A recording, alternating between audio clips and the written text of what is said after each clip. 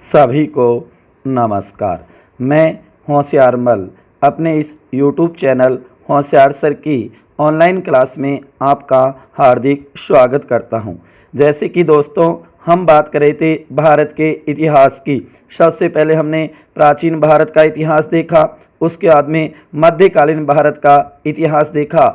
आज वहीं हम बात करेंगे आधुनिक भारत के इतिहास की। आधुनिक भारत का इतिहास शुरू कर देंगे, जिसके अंदर हम सबसे पहले तो बात करेंगे यूरोपीय व्यापार का प्रारंभ कैसे हुआ। कहने का मतलब यूरोपीय वाणिज्यिक कंपनियों का भारत आगमन, यहीं से ये मानो कि आधुनिक भारत का इतिहास शुरू होता है। उसके बाद में ईस्ट इंडिया कंपनी भारत कैसे आती है, उसके बाद में यहाँ पर व्यापार के बाद में शासन कार्य राजनीतिक हस्तक्षेप कैसे करती है, उसके बारे में हम पढ़ेंगे। फिर उसके बाद में 1857 की क्रांति और भारत का स्वतंत्रता संग्राम, भारत का राष्ट्रीय आंदोलन, यह है आधुनिक भारत का इतिहास। प्यारे विद्यार्थियों, तो आज हम बात करेंगे आधुनिक भारत के इतिहास के अंदर भारतीय राज्यों के प्रति ब्रिटिश नीति। बहुत ही महत्वपूर्ण टॉपिक है, जो रिट के सिलेबस में तो अलग से दे ही रखा है। इसके अलावा जो भी कंपटीशन होते हैं, जब भारत का इतिहास होगा वहाँ पर ये मानो ये टॉपिक जरूर होगा। वैसे ये टॉपिक बड़ा जरूर है, लेकिन रिट के अंदर केवल इतना ही नाम दे रखा है, क्योंकि अगर देखा जाए तो इस टॉपिक की शुरुआत कहाँ से होगी, यूरोपीय व्यापार का प्रारंभ कब हुआ, वहीं से ये मानो ये टॉपिक शुरू हो जाता है। तो हम भारतीय राज्यों के प्रति ब्रिटिश नीति से पहले उसकी पृष्ठभूमि देखेंगे कि यूरोपीय व्यापार का प्रारंभ कैसे हुआ।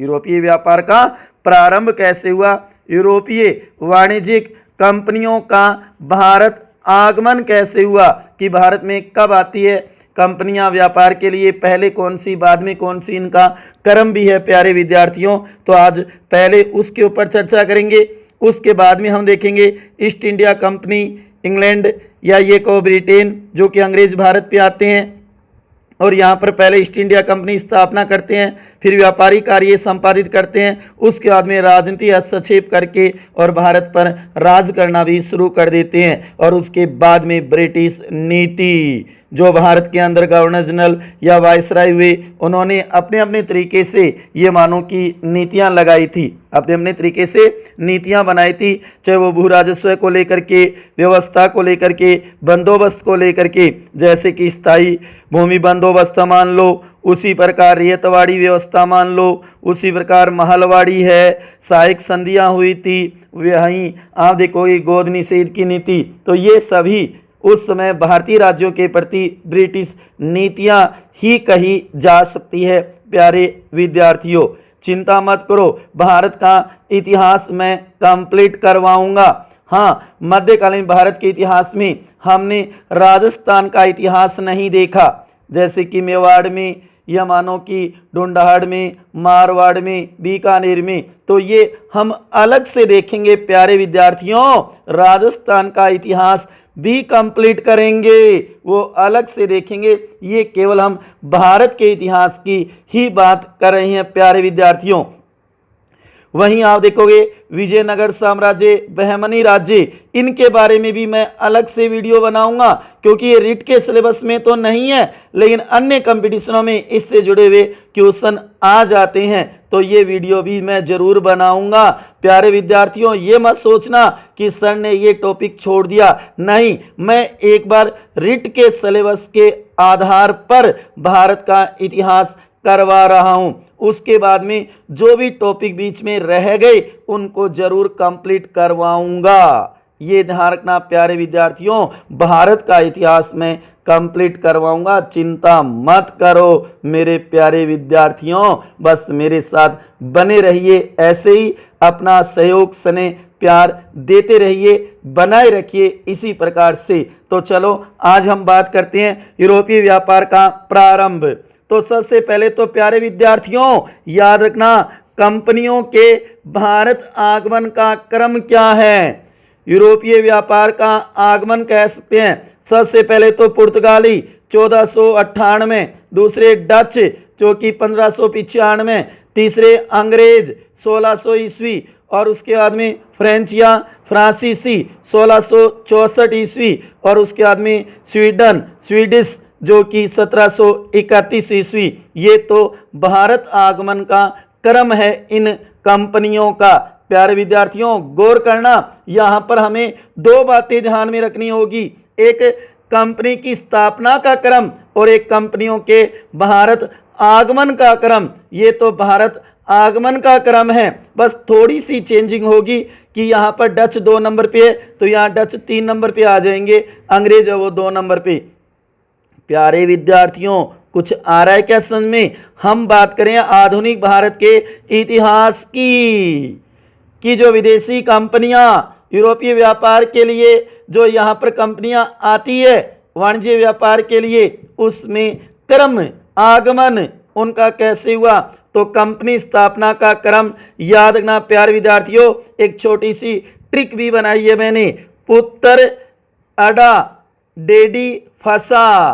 पुत्र 1 नंबर पुर्तगाली, 2 नंबर ऐसे बन जाएगा अंग्रेजी, 3 से डा से बन जाएगा डच, उसके बाद में डेस डी से बन जाएगा 4 नंबर डेनिस जो कि डेनमार्क 1616, 5 नंबर फै से बन जाएगा फ्रांसीसी फ्रांस, और 7 से बन जाएगा ध्यान रखना जो कि स्वीडिश जो कि 1731। तो ये 6 याद रख सकते हो, 6 नहीं तो प्यारे विद्यार्थियों ये 4 तो जरूर याद रखना। पुर्तगाली 1498 कंपनी स्थापना, इन्हें ईस्ट इंडिया कंपनी ही कहा गया था सभी कंपनियों को, ये भी याद रखना प्यारे विद्यार्थियों। दूसरी अंग्रेजी 1600 में ईस्ट इंडिया कंपनी स्थापना हुई थी, और तीसरी डच 1602 में और फ्रांसीसी 1664 में। ये कंपनी के स्थापना का क्रम है, ये भारत आगमन का क्रम है। प्यारे विद्यार्थियों गौर करना इस बात पे, कई बार इसमें से क्वेश्चन भी पूछ लिया जाता है, तो गौर करना कंपनियों के भारत आगमन का जो क्रम है वो तो पुर्तगाली डच अंग्रेज फ्रेंच और स्वीडिश है, जो कि कंपनी स्थापना का जो क्रम है वो पुर्तगाली अंग्रेजी डच और फ्रांसीसी, और इन दोनों को बीच में और जोड़ा जाए तो ये हिंट ये ट्रिक याद रख लेना, पुत्र अड़ा डेडी फंसा। पुत्र अगर अड़ गया किसी बात पे तो ये मानो डेडी फंस गया। पुत्र ने कहा कि मेरे को बाइक चाहिए, मेरे को गाड़ी चाहिए, तो ये मानो डेडी तो फंस गए। तो गौर करना, पुत्र से पुर्तगाली, ऐसे अंग्रेज, डा से बन जाएगा डच, डे से बन जाएगा डेनिस, और उसके बाद में जो आदि फै से फ्रांस फ्रांसीसी, और 7 से बन जाएगा स्वीडिश। तो ये ध्यान रखना। तो पुर्तगाली सबसे पहले 1498 कोचीन जो कि 1503 में इन्होंने अपनी पहली कंपनी स्थापित की थी। अंग्रेजी जो सबसे पहले सूरत में 1608 में इन्होंने अपनी पहली कंपनी स्थापित की थी, सूरत में 1608 में। उसके बाद में डच ने 1602 में तो आई थी कंपनी स्थापना हुई थी, उसके बाद में 1605 में मसूलीपट्टनम में 1605 में इन्होंने डच ने अपनी पहली कंपनी की स्थापना की थी भारत में, और फ्रांसीसियों ने फ्रांस के लोगों ने जो कि 1664 में तो कंपनी की स्थापना हुई, जबकि 1668 में इनकी पहली कंपनी भारत में खोली गई थी। पहली कंपनी भारत में खोली गई थी। ये भारत में कंपनी खोलने के फैक्ट्री लगाने के वर्ष हैं। प्यारे विद्यार्थियों गौर करो कि यूरोपीय व्यापार का प्रारंभ या यूरोपीय व्यापार का आगमन कैसे हुआ भारत में, आगमन कैसे हुआ, इसको जरूर तैयार करना प्यारे विद्यार्थियों। पुर्तगाली, डच, अंग्रेज, डैन और फ्रांसीसी ये सही क्रम माना जाता है। भारत में यूरोपीय व्यापारिक कंपनियों के आगमन का क्रम इस प्रकार से था, गौर कर लेना। पुर्तगाली, डच, अंग्रेज, डैन और फ्रांसीसी, और उसके बाद में स्वीडिश भी जोड़ो तो जोड़ सकते हो। प्यारे विद्यार्थियों गौर करना कि क्वेश्चन में किस प्रकार से, क्यों ज़्यादातर तो ये 5 या ये 4 के ही नाम दिए जाते हैं। तो आज हम बात करें आधुनिक भारत के इतिहास की। तो देखो प्यारे विद्यार्थियों, प्रथम पुर्तगाली तथा प्रथम यूरोपीय यात्री Vasco D gamma. Vasco D gamma 90 दिन की समुद्री यात्रा के बाद अब्दुल मनीक नामक गुजराती पथ प्रदर्शक की सहायता से 1492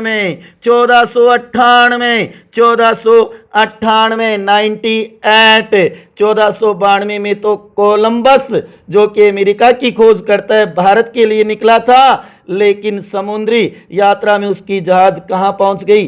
अमेरिका। वो 1492 की घटना है और ये 1498 की है। प्यारे विद्यार्थियों, गौर करना इस बात पे।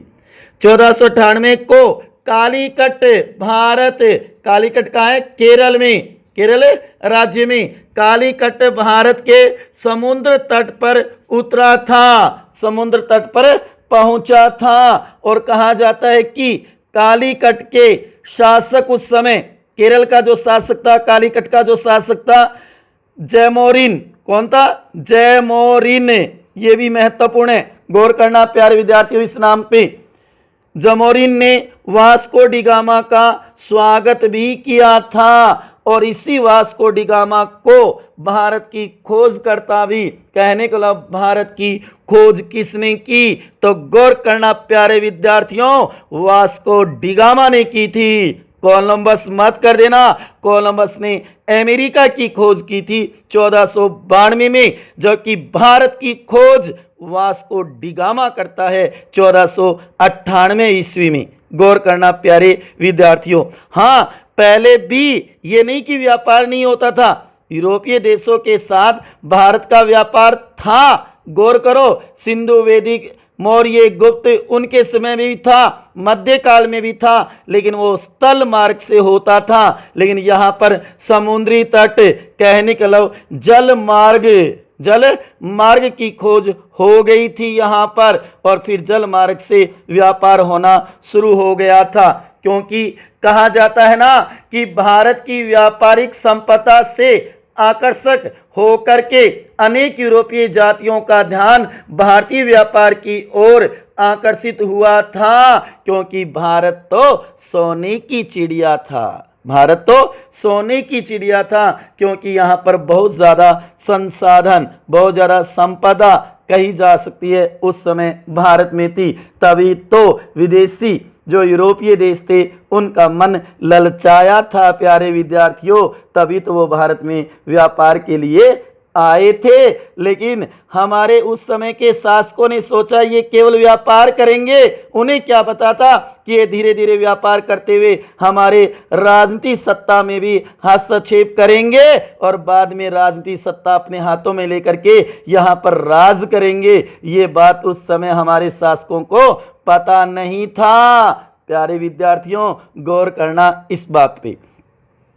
भारत में पुर्तगाली सबसे पहले 1498 में आए और सबसे अंत में भी 1961 में वापस गए थे। गौर करना प्यारे विद्यार्थियों कि यूरोपीय देशों में सबसे पहले आने वाले कौन थे? पुर्तगाली। और भारत से सबसे अंत में जाने वाले भी कौन थे? पुर्तगाली। 1498 में तो आए थे। कौन आया था? Vasco D gamma.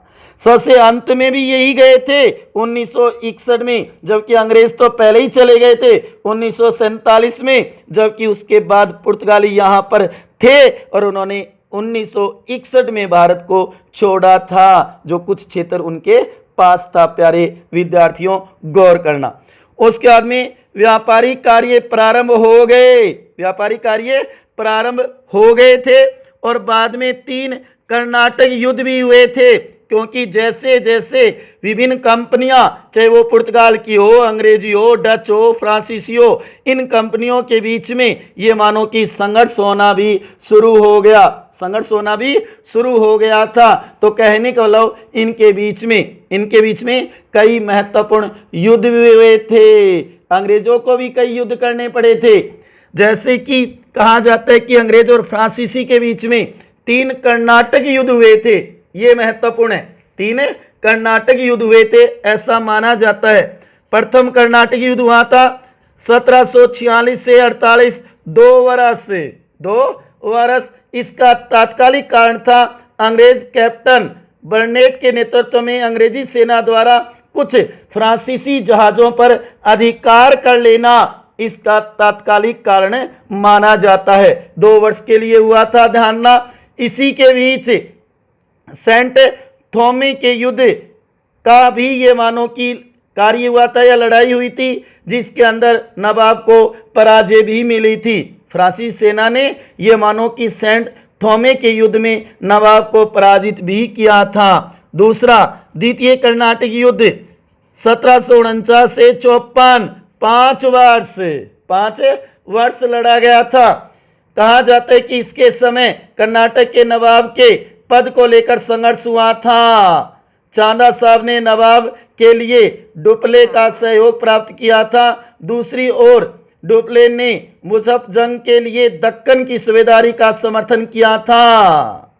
कहने का मतलब है कि द्वितीय कर्नाटक युद्ध 1749 से 54, 5 वर्षों के लिए हुआ था। उसके बाद में तृतीय कर्नाटक युद्ध, क्या पता प्यारे विद्यार्थियों इसमें से क्वेश्चन बनाया जाए तो गौर करना, जो कि 1757 से 63, 7 वर्ष। इसे ही तो कहा जाता है सप्तवर्षीय युद्ध। किस किस के बीच? अंग्रेज और फ्रांसीसी के बीच, इंग्लैंड और फ्रांस के बीच। वेरी वेरी मोस्ट इंपोर्टेंट है, सप्तवर्षीय युद्ध किन के बीच हुआ और कब हुआ?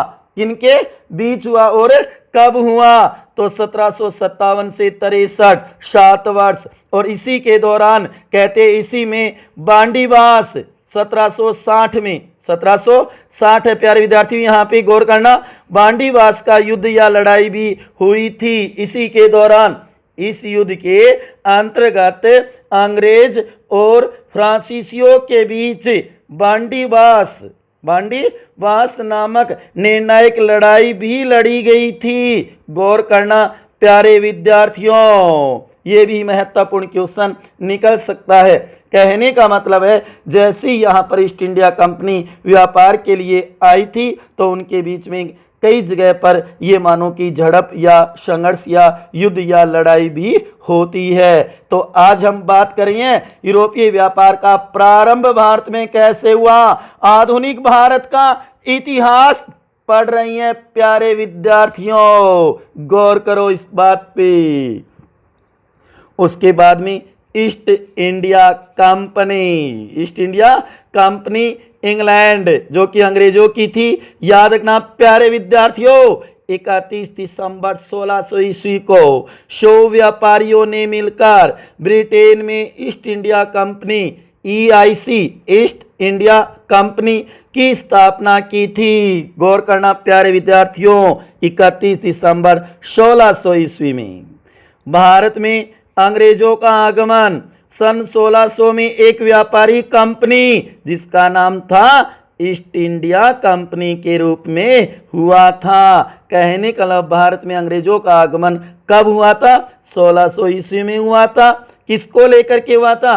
एक व्यापारी कंपनी ईस्ट इंडिया कंपनी के रूप में हुआ था अंग्रेजों का आगमन। क्योंकि हम यहाँ पर विस्तार से अंग्रेजों के बारे में पढ़ रहे हैं प्यारे विद्यार्थियों। पुर्तगाली, डच, फ्रेंच, स्वीडिश ये कब और कैसे आए उनके बारे में हम नहीं देख रहे प्यारे विद्यार्थियों, क्योंकि ये हमारे सिलेबस में नहीं है। हाँ, बाद में जैसे ही समय मिलेगा इनके ऊपर भी मैं विस्तार से ये मानो कि वीडियो बनाऊंगा प्यारे विद्यार्थियों। जो अन्य कंपटीशन की तैयारी कर रहे हैं वो चिंता मत करो, उनके लिए भी मैं भारत का इतिहास कंप्लीट करवाऊंगा जैसी आगे समय होगा। और संभवतः ये टॉपिक बाद में मैं बोर्ड के ऊपर भी आपको समझाऊंगा प्यारे विद्यार्थियों। पहले तो नोट्स के माध्यम से कंप्लीट भारत का इतिहास कंप्लीट देखेंगे। उसके बाद में हम बोर्ड के ऊपर और भारतीय राज्य व्यवस्था तो जल्दी ही शुरू करने जा रहे हैं प्यारे विद्यार्थियों। तो भारतीय राज्य व्यवस्था, इंडियन पॉलिटी और इंडियन हिस्ट्री, इन दोनों के लिए तो निष्फिक्र हो जाइए, कोई चिंता मत करो, कोई टेंशन मत लो, मैं करवाऊंगा आपको कंप्लीट। मेरे साथ बने रहिए प्यारे विद्यार्थियों।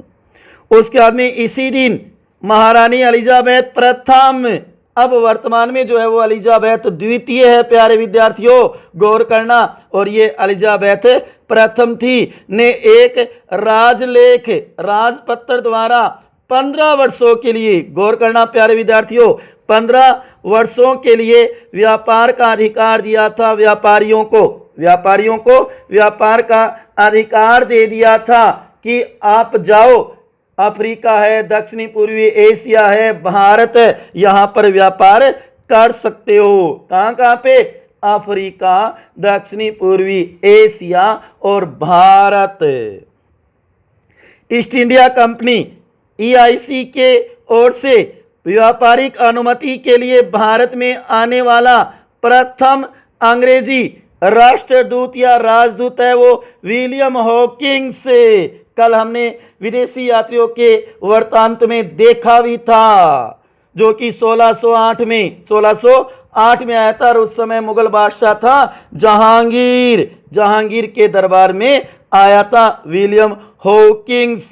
ये पहला अंग्रेजी राष्ट्रदूत या राजदूत कहा जा सकता है। ये क्वेश्चन भी प्यारे विद्यार्थियों कई बार पूछा हुआ है, तो इसको भी जरूर ध्यान में रखना है, नोट करना है इस बात को। पहला अंग्रेजी राजदूत कौन था? विलियम हॉकिंस था। कब आया था? 1608 में आया था। किसके दरबार में आया था? किसके शासनकाल में? तो जहांगीर के शासन काल में आया था। प्लासी का युद्ध, अब देखो यहाँ पे जैसे ही उनको अनुमति मिल गई व्यापार की ईस्ट इंडिया कंपनी को, उसके बाद उन्होंने व्यापार कार्य शुरू कर दिया। उसके बाद में धीरे धीरे देखा गया कि वो व्यापार के साथ साथ हमारे अन्य मामलों में भी दखल अंदाजी करने लगे और उन्होंने सोचा क्यों न भारतीय भोले भाले हैं, इनके ऊपर राज किया जाए, शासन किया जाए। तो सबसे पहले तो कहते हैं प्लासी का युद्ध बहुत ही महत्वपूर्ण है। वैसे तो अंग्रेजों की मराठों के साथ भी कई युद्ध होंगे उस समय, टीपू सुल्तान मान लो, उस समय कई महत्वपूर्ण युद्ध होंगे, वो अलग से देखेंगे प्यारे विद्यार्थियों। हम यहां पर हम केवल बात करें भारतीय राज्यों के प्रति ब्रिटिश नीति कैसे बनती है, उसकी पृष्ठभूमि देख रही हैं प्यारे विद्यार्थियों। तो प्लासी का युद्ध जरूर तैयार करना। 23 जून 1757 रॉबर्ट क्लाइव जो बंगाल का प्रथम गवर्नर था, रॉबर्ट क्लाइव वर्सेस नवाब सिराजुद्दौला, कहने में बंगाल का नवाब कौन था उस समय? सिराजुद्दौला के मध्य हुआ था। रॉबर्ट क्लाइव, अंग्रेजों की जीत हुई, अंग्रेजी सेना की इसमें जीत हुई थी प्लासी के युद्ध में, 1757 को हुआ था। इसके 100 वर्ष बाद होगी 1857 की क्रांति, 1857 का विद्रोह, जो अगला ही टॉपिक है। बड़ी रोचक और अच्छी तरीके से महत्वपूर्ण तथ्यों के साथ, महत्वपूर्ण जानकारी के साथ देखेंगे प्यारे विद्यार्थियों। अगला वीडियो वेरी मोस्ट इंपोर्टेंट होगा हर कंपटीशन के लिए, 1857 की क्रांति, जो कि अगला ही वीडियो, अगली ही हमारी क्लास होगी 1857 के विद्रोह पर। उसके बाद में बक्सर का युद्ध, जो कि 22 अक्टूबर 1764 को हुआ था। मेजर हेक्टर मुनरो, अंग्रेजी सेना का नेतृत्व तो कौन कर रहा था? मेजर हेक्टर मुनरो कर रहा था। वैसेज सामने कौन था? मीर कासिम, बंगाल का शासक मीर कासिम। अवध का नवाब था शुजाउद्दौला। गौर करो, ये सिराजुद्दौला है, ये शुजाउद्दौला है, अलग अलग नाम है प्यारे विद्यार्थियों। और साथ में उस समय दिल्ली का मुगल बादशाह था शाह आलम द्वितीय की संयुक्त सेना। इन तीनों शासकों की संयुक्त सेना थी एक तरफ, और एक तरफ थे अंग्रेज। एक तरफ कौन थे?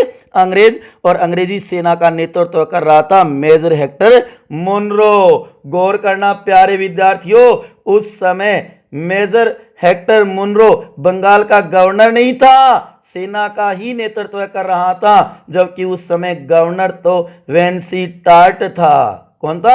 वेंसी टार्ट था। और कहा जाता है इस युद्ध में भी अंग्रेजों की, अंग्रेजी सेना की विजय हुई, जीत हुई, और भारत पर अंग्रेजों का पूर्ण आधिपत्य हो गया। वेरी मोस्ट इंपोर्टेंट क्वेश्चन है, किस युद्ध के बाद किस युद्ध के बाद अंग्रेजों का भारत पर पूर्ण आधिपत्य हो गया, राजनीतिक सत्ता उनके हाथों में आ गई, शासन करना शुरू कर दिया, तो वो युद्ध था बक्सर का युद्ध। कौन सा युद्ध था? बक्सर का युद्ध था। प्यारे विद्यार्थियों, गौर करना बहुत ही महत्वपूर्ण है।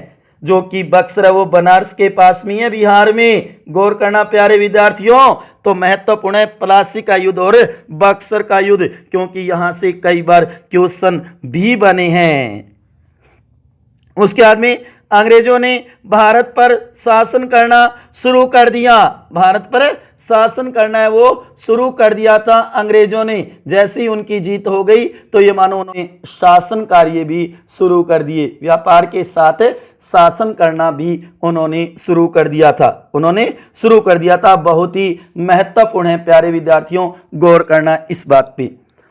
कर दिया, जिसके लिए समय समय पर ब्रिटिश सरकार ने कई एक्ट अधिनियम पारित करके भारत भेजे थे। शासन करने के लिए उन्होंने कुछ नियम कानून कायदे के लिए चार्टर एक्ट या ये को अधिनियम बना करके भारत भेजे थे, जिन्हें भारत के संवैधानिक विकास के चरण या सोपान, भारत के संवैधानिक इतिहास के युगांतरकालीन कदम भी कहा जाता है, जो हम भारतीय राज्य व्यवस्था में पहला ही टॉपिक देखेंगे। भारतीय राज्य व्यवस्था में भारत का संवैधानिक विकास, जिसके अंदर सबसे पहले आता है रेगुलेटिंग एक्ट, व्यवस्थापन कानून 1773 में। तो ये एक्ट देखेंगे हम, जो उस समय ब्रिटिश सरकार ने भारत के अंदर भेजे थे, एक्ट या अधिनियम शासन करने के लिए, जिन्हें संवैधानिक विकास के चरण या सोपान कहा जाता है। प्यारे विद्यार्थियों, तो ये देखा हमने ईस्ट इंडिया कंपनी की स्थापना कैसे हुई, भारत में आगमन कैसे हुआ,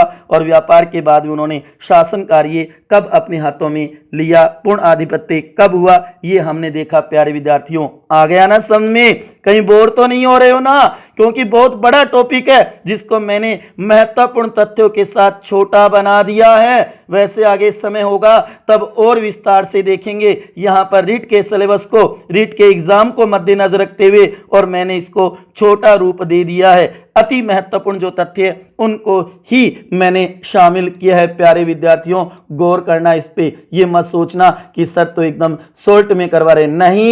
नहीं जी, मैं तो आपको महत्वपूर्ण बातें बता रहा हूं, और मैं बार बार आपको कहता भी रहा हूं कि मैं बहुत कुछ करवाता हूं, लेकिन संपूर्ण नहीं करवाता। ये बात तो मैं आपके सामने शुरू से ही बता रहा हूं, रख रहा हूं। ब्रिटिश नीति, यह है महत्वपूर्ण, जो रीट के सिलेबस का मेन टॉपिक है वो यही है। ये पृष्ठभूमि है, ये पहले की पृष्ठभूमि है। तो गौर करना, ब्रिटिश नीति, भारत में ब्रिटिश उपनिवेशवाद मुख्यतः 3 चरणों से गुजरा है। धारणा एक तो वाणिज्यिक चरण, जो कि 1757 से 1813 ये मानो कंपनी ने वाणिज्यिक कार्य किए थे, व्यापारिक कार्य किए थे। उसके बाद में दूसरा औद्योगिक मुक्त व्यापार चरण, जो कि 1813 से 1858, कहने का मतलब यहाँ पे व्यापार वो मुक्त हो जाएगा, औद्योगिक विकास होगा। यहाँ पे विकास होगा 1813 से 1858, ये चार्टर एक्टों के अंदर बताया भी जाता है। और तीसरा है वित्तीय पूंजीवाद, जो 1858 के बाद 1947 तक हम कह सकते हैं वित्तीय पूंजीवाद इसी से जुड़ा हुआ है। तो ये 3 चरण हम कह सकते हैं उपनिवेशवाद के, क्योंकि भारत है वो अंग्रेजों का, इंग्लैंड का, ब्रिटेन का क्या बन गया? उपनिवेश बन गया। यहाँ पर उन्होंने अपनी राजनीतिक सत्ता हासिल कर ली, सामाजिक, आर्थिक, राजनीतिक, धार्मिक, सैनिक सभी प्रकार से शोषण करना शुरू कर दिया और भारत को अपना एक उपनिवेश बना लिया, भारत को गुलाम बना लिया था। उसके बाद में उस समय भारत के गवर्नर, जो बंगाल के गवर्नर हुआ करते थे, उसके बाद में भारत के गवर्नर जनरल बने। उसके बाद में गवर्नर जनरल की जगह वायसराय पद बना था। ऐसा मैंने एक वीडियो बना रखा है प्यारे विद्यार्थियों, आप मेरे यूट्यूब चैनल पर जाकर के प्ले लिस्ट में देख सकते हो। बड़ा ही रोचक और महत्वपूर्ण है, भारत के गवर्नर, गवर्नर जनरल और वायसराय से जुड़ा हुआ महत्वपूर्ण वीडियो, महत्वपूर्ण क्लास है, जिसको आप एक बार तो जरूर ही अवलोकन करना, जरूर देखना। आपके समझ में आएगा कि कौन कौन गवर्नर, पहला कौन था, अंतिम कौन था, पहला वायसराय कौन था, अंतिम वायसराय कौन था, आजादी के समय कौन था। तो ऐसे कई महत्वपूर्ण क्वेश्चनों के साथ मैंने बनाया है। तो कहने लो एक प्रकार से भारत के गवर्नर जनरल और वायसराय ने अपनी अपनी नीतियां भी बनाई थी, अपनी अपनी नीतियां बनाई। वही तो हो गई भारतीय राज्यों के प्रति ब्रिटिश नीति, भारतीय राज्यों के प्रति ब्रिटिश नीति। जैसे कि सबसे पहले नंबर 1 स्थायी भूमि बंदोबस्त, जिसे जमींदारी प्रथा भी कहते हैं, इस्तमरारी व्यवस्था भी कहते हैं, जो कॉर्नवालिस ने शुरू की थी। कहां पे? बंगाल के क्षेत्र में, बंगाल के क्षेत्र में, क्योंकि बंगाल की तरफ ही तो गवर्नर जनरल था उस समय, आप देखोगे। उसके बाद में रेतवारी व्यवस्था, रेतवारी व्यवस्था जो कि कर्नल रीड ने शुरू की थी, तमिलनाडु है। उसके बाद में हम कह सकते हैं जो 3 प्रेसिडेंसी क्षेत्र थे, जो कि मद्रास है, बंबई है और कलकत्ता, जिसे बंगाल हम कह सकते हैं, वहां पे शुरू की। उसके बाद में महलवाड़ी जो कि होल्ट मैकेंजी ने शुरू की थी। उत्तर मध्य भारत, जो पंजाब का, सौराष्ट्र का, उत्तर प्रदेश का, मध्य प्रदेश का जो क्षेत्र था, दक्कन के कुछ जिले, वहां पर यह शुरू किया था। उसके बाद में सहायक संधियां, प्यारे विद्यार्थियों, सहायक संधियां वेलेजली ने जो सहायक संधियां की थी, सबसे पहले 1798 में हैदराबाद ने की थी। और अगले ही टॉपिक 1857 की क्रांति में हम इनको विस्तार से देखेंगे, क्योंकि 1857 की क्रांति के कारण है। प्यारे विद्यार्थियों, गौर करना, ये मत सोचना कि सर ने तो यहां एकदम शॉर्ट में बता दिया। नहीं जी नहीं, हम अगली ही क्लास में, अगले ही वीडियो में जब 1857 की क्रांति के कारणों का जिक्र करेंगे, वहां पर ये सारे नाम, ये सारे शब्द आएंगे, ये सभी नीतियां, क्योंकि ये सभी नीतियां 1857 की क्रांति के कारण बनेगी। गौर करना प्यारे विद्यार्थियों, तो सहायक संधि वेलेजली के समय सबसे पहले हैदराबाद ने की थी 1798 में, 1798। उसके बाद में मैसूर ने की 1799 में,